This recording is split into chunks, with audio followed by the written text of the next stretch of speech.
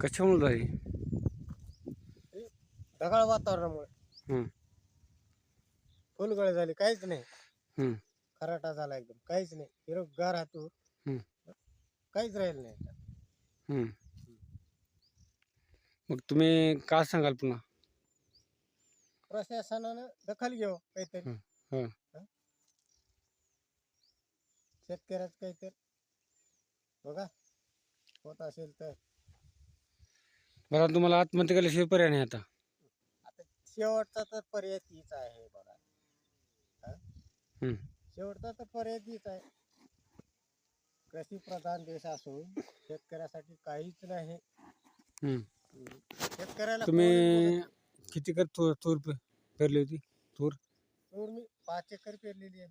हां, 5 एकर मध्ये अशीच अवस्था झाली, हां, फुलगळ. हां, हे ढगाळ वातावरणामुळे हां.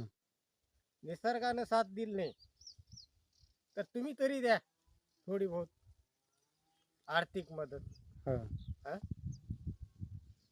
पोशिंदा आहे ना मी. आता ह्याला एकही फुल नाही ह्याला. नाही, एकही फुल नाही, टोटल गळून गेलेलं आहे. बघा तुम्ही खाली बघा, हो का फुल टोटल गळून गेलं. वातावरणामुळे झालेलं आहे. हं, या 4-8 दिवसामध्ये फुल होतं, वातावरणामुळे सगळं टोटल गेलं फुल.